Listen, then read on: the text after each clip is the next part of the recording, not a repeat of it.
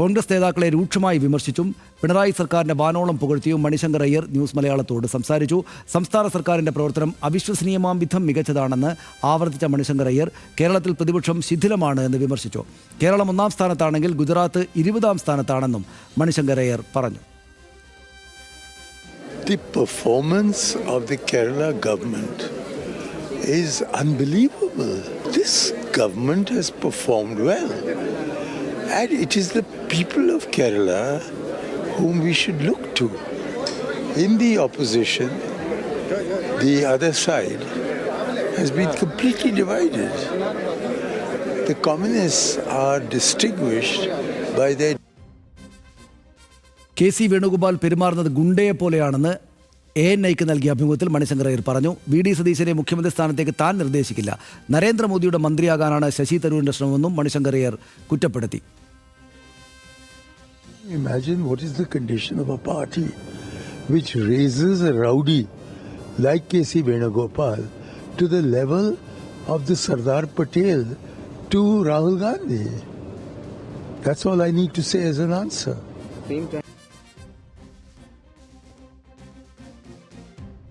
ഇതോടെ കോൺഗ്രസ് നേതാക്കൾ കൂട്ടത്തോടെ എത്തി മണിശങ്കർ അയ്യരെ തള്ളി പറഞ്ഞു. എന്നാൽ വസ്തുത ഉൾക്കൊള്ളാൻ കോൺഗ്രസിന് കഴിയുന്നില്ല എന്നാണ് CPIMന്റെ ഇതുമായി ബന്ധപ്പെട്ട പ്രതികരണം.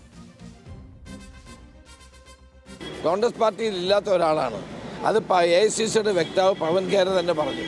അതുകൊണ്ട് അതിന് വലിയ വില ഞങ്ങൾ കൽപ്പിക്കുന്നില്ല. യോഗത്തിന് വിളിച്ചതിനുള്ള ഉപകാരസ്മരണയായിട്ട് കണ്ടാൽ മതി.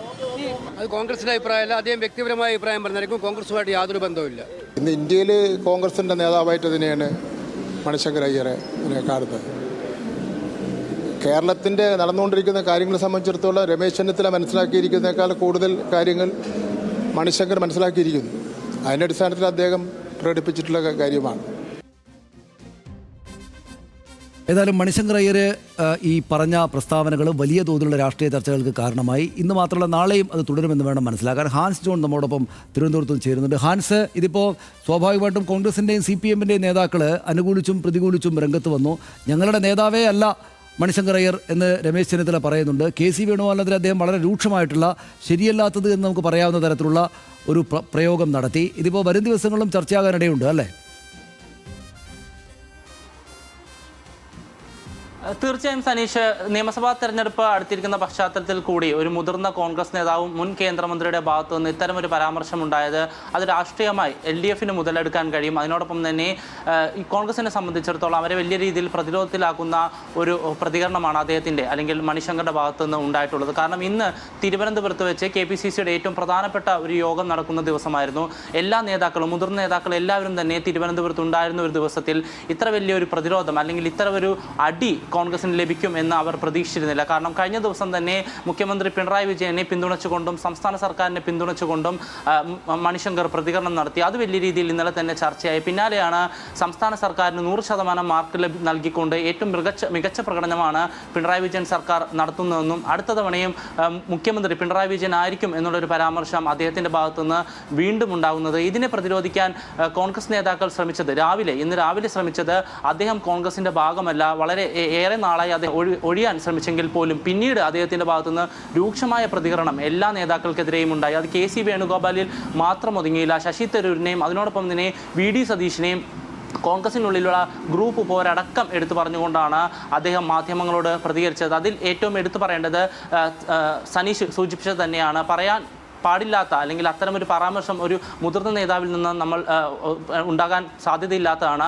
ആ ഒരു പരാമർശം ഈ മണിശങ്കറുടെ ഭാഗത്തുനിന്നുണ്ടായി. രാഹുൽ ഗാന്ധിയുടെ റൗഡിയാണ് K.C. വേണുഗോപാൽ എന്നാണ് ANIക്ക് നൽകിയ പ്രതികരണത്തിൽ മണിശങ്കർ പറഞ്ഞത്. ഒപ്പം തന്നെ താൻ കോൺഗ്രസ്സുകാരനല്ല എന്ന് പറയാൻ K.C. വേണുഗോപാലിന് അർഹതയില്ല. നെഹ്റുവിൻ്റെയും രാജീവ് ഗാന്ധിയുടെ ആദർശങ്ങൾ പിൻപറ്റുന്ന ആളാണ് ഞാൻ, അല്ലാതെ രാഹുൽ ഗാന്ധിയുടെ ആദർശങ്ങൾ പിൻപറ്റുന്നതല്ല എന്ന് അദ്ദേഹം തുറന്നടിക്കുകയുണ്ടായി. പിന്നീട് നടത്തിയ വാർത്താ സമ്മേളനത്തിലും തരൂരിനെതിരെ രൂക്ഷമായ വിമർശനം നടത്തി. മോദിയുടെ മന്ത്രിയാകാൻ ശ്രമിക്കുന്ന ആളാണ് ശശി തരൂർ എന്നാണ് അദ്ദേഹം പറഞ്ഞത്.